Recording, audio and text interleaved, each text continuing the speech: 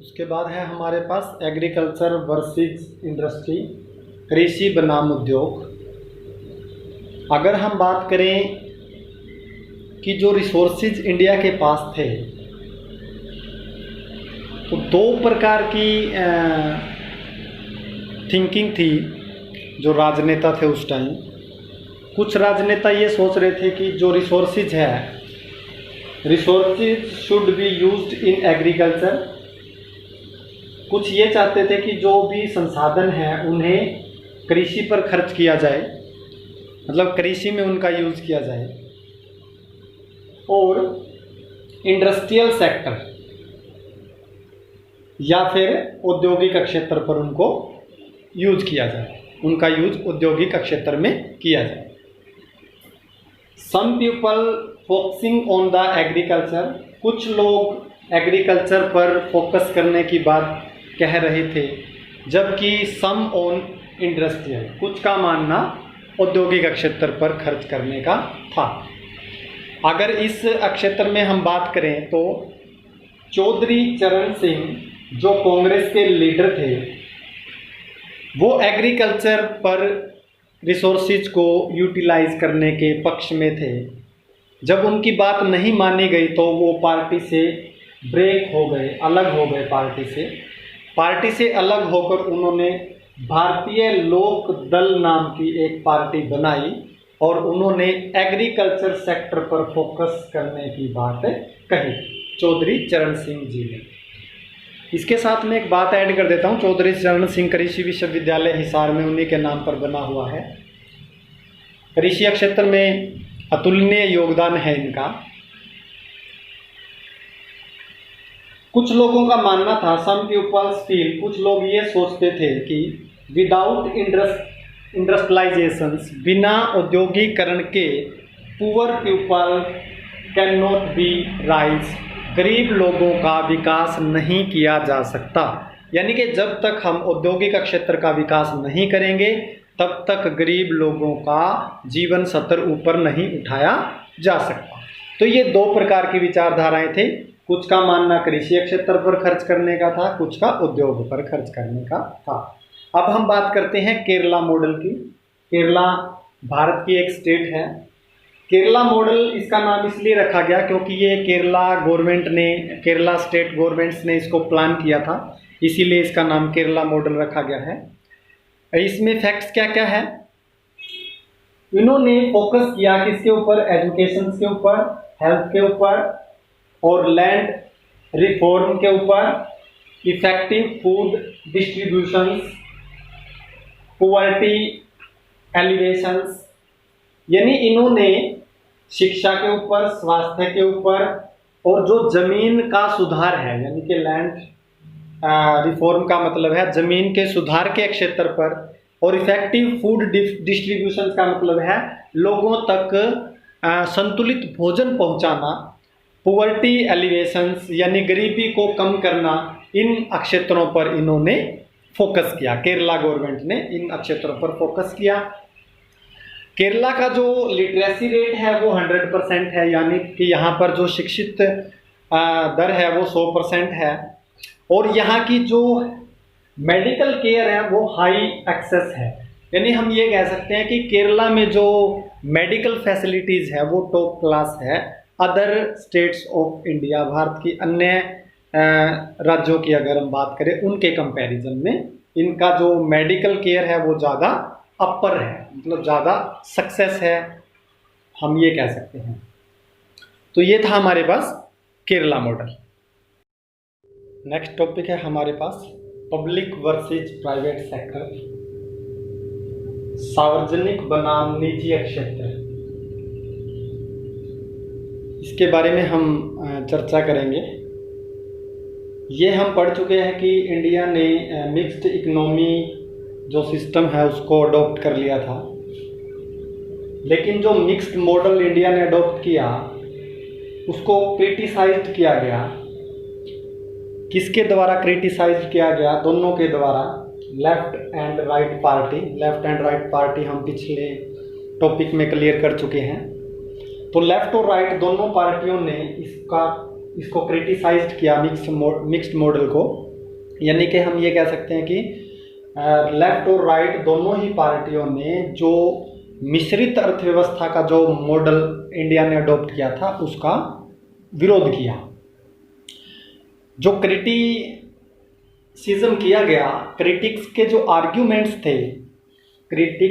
Argument थे वो क्या थे? एक तो था कि government did not focus on private sector, कि जो सरकार है वो निजी क्षेत्र के ऊपर ध्यान केंद्रित नहीं कर रही, वो सिर्फ सार्वजनिक क्षेत्र को बढ़ावा दे रही है। एक तो ये जो क्रिटिक्स था उनका ये आर्ग्यूमेंट था। दूसरा था कि जो सिस्टम ऑफ लाइसेंस है नॉट गुड, यानी कि जब भी कोई प्राइवेट कंपनी अगर सेटअप करनी है या कोई प्राइवेट बिजनेस सेटअप करना है किसी ने, तो उसके लिए जो लाइसेंस लेने की प्रक्रिया है वो काफ़ी समस्याओं से ग्रस्त है। उसमें लाइसेंस लेने के लिए काफ़ी समस्याओं का सामना करना पड़ता है, काफ़ी सारे नॉर्म्स फुलफिल करने पड़ते हैं, और वो मतलब नामात्र के नॉर्म्स है जिनका कोई लेना देना नहीं है। इस प्रकार के नॉर्म्स गवर्नमेंट ने जो है वो लगाए हुए हैं।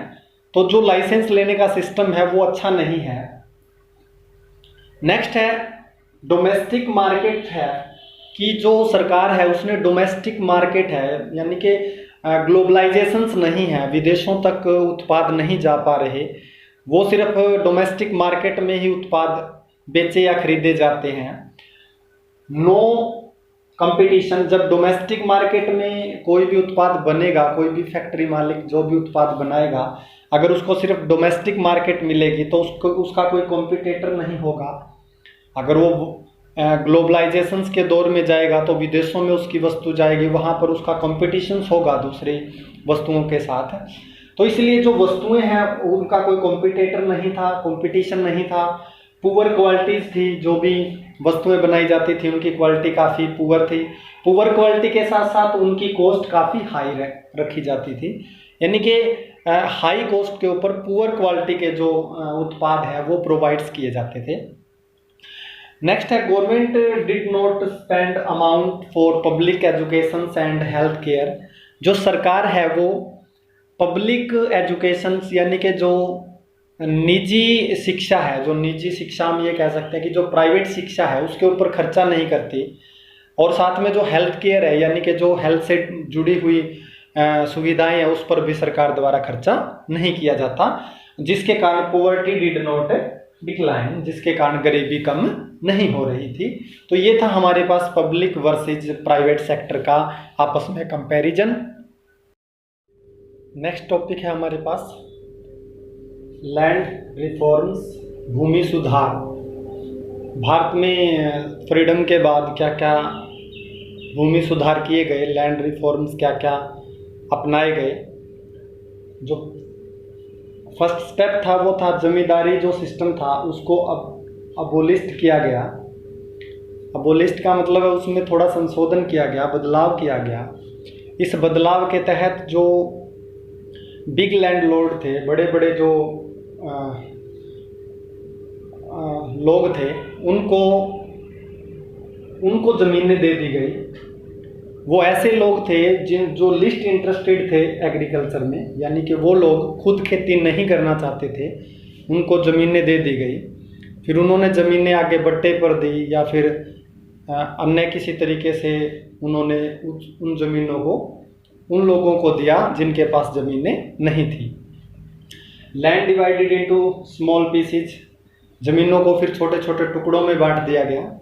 जब ज़मीनों को छोटे छोटे पीसेज में हम डिवाइड कर देंगे तो इंक्रीज द फार्मर साइज, तो फार्मों की संख्या यानी खेतों की संख्या बढ़ गई।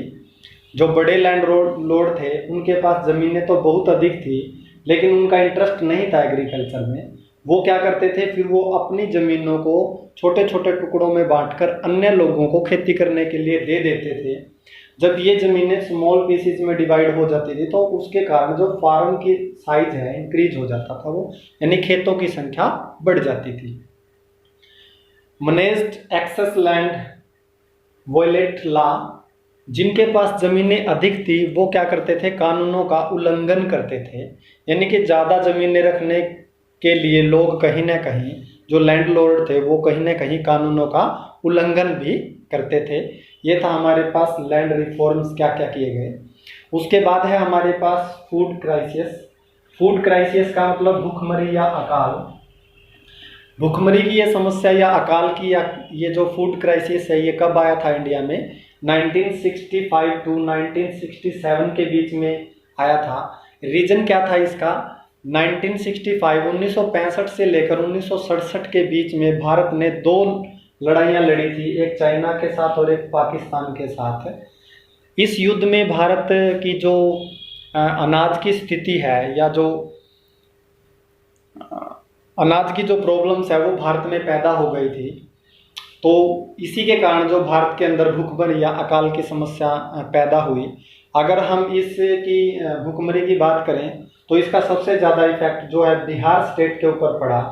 बिहार स्टेट का जो डेथ रेट था 1967 में, 1967 में अगर बिहार में मृत्यु दर की बात करें तो 34% लोगों की जो जान है वो अकाल के कारण गई थी। इस समस्या से का समाधान करने के लिए इंडियन गवर्नमेंट को इंपोर्ट करना पड़ा, वेट अनाज इंपोर्ट आयात करना पड़ा। कहाँ से, यूएसए से। यानी कि भारत में अकाल की समस्या से बचाव के लिए भारत को जो है यूएसए से अनाज का आयात करना पड़ा, वहाँ से अनाज जो है वो मंगवाना पड़ा था। नेक्स्ट है हमारे पास ग्रीन रेवोल्यूशन, हरित क्रांति। इससे पहले हम पढ़ चुके हैं कि इंडिया के अंदर फूड क्राइसिस आया था, जिसके बाद इंडिया के अंदर जो वेट और राइस है उसकी प्रॉब्लम्स क्रिएट हो गई थी। उसके बाद हमें यूएसए से हमें इंपोर्ट करना पड़ा था जो वेट और राइसिस है, ताकि भारत के अंदर जो भूखमरी या अकाल की जो समस्या थी उससे निजात पाया जा सके। उसके बाद इंडिया ने ग्रीन रेवोल्यूशन की तरफ कदम बढ़ाए, यानी कि हरित क्रांति। हरित क्रांति है क्या, new method in agriculture was adopted to increase production of wheat and rice. एक नया तरीका कृषि में अपनाया गया जिसके द्वारा पैदावार को बढ़ाया जा सके। किसकी पैदावार को, वेट एंड राइस, यानी कि अनाज और चावल की पैदावार को बढ़ाया जा सके। उसके लिए नए तरीके कृषि के अंदर अप्लाई किए गए। इंडिया सेल्फ सफिशिएंट इन फूड, और इससे भारत जो है वो सेल्फ सफिशिएंट हो गया। सेल्फ सफिशिएंट का मतलब है कि भारत जो है वो अनाज के अंदर आत्मनिर्भर बन गया था ग्रीन रेवोल्यूशन के बाद। इसके मेरिट्स क्या हैं, ग्रीन रेवोल्यूशन के मेरिट्स क्या हैं?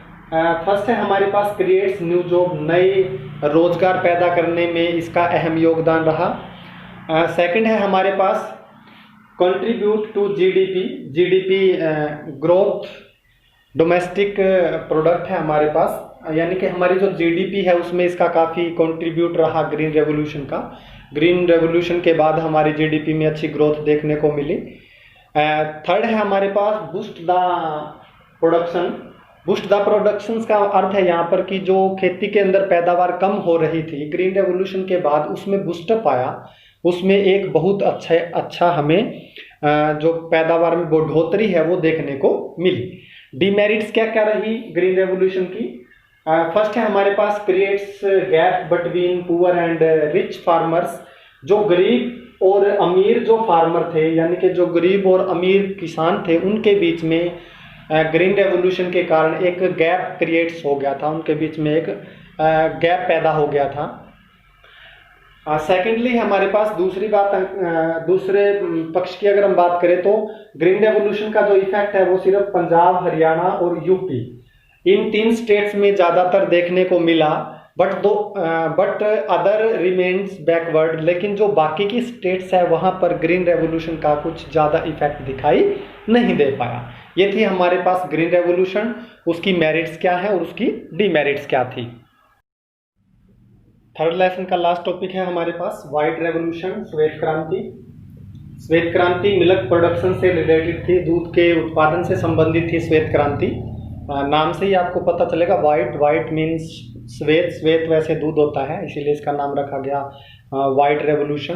ग्रीन, ग्रीन मतलब फसल, फसल हरी होती है तो इसलिए उसका नाम रखा गया था ग्रीन रेवोल्यूशन। तो वाइट रेवोल्यूशन जो है वो मिल्क से रिलेटेड थी, मिल्क प्रोडक्शन को इंक्रीज किया गया था।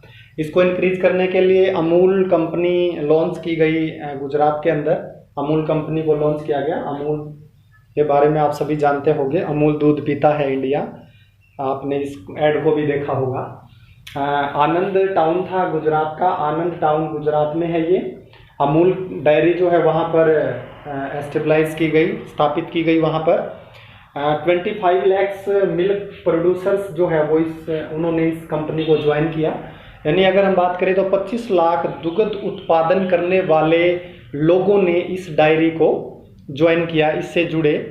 और आज अगर हम देखें तो ऑल ऑफ इंडिया के अंदर आपको अमूल के जो प्रोडक्ट है वो मिल जाएंगे। तो ये था हमारे लेसन का लास्ट टॉपिक, वाइट रेवोल्यूशन। मिलते हैं नेक्स्ट फिर एक और वीडियो के साथ। चैनल को सब्सक्राइब, वीडियो को लाइक और शेयर करना ना भूलिए। Thank you.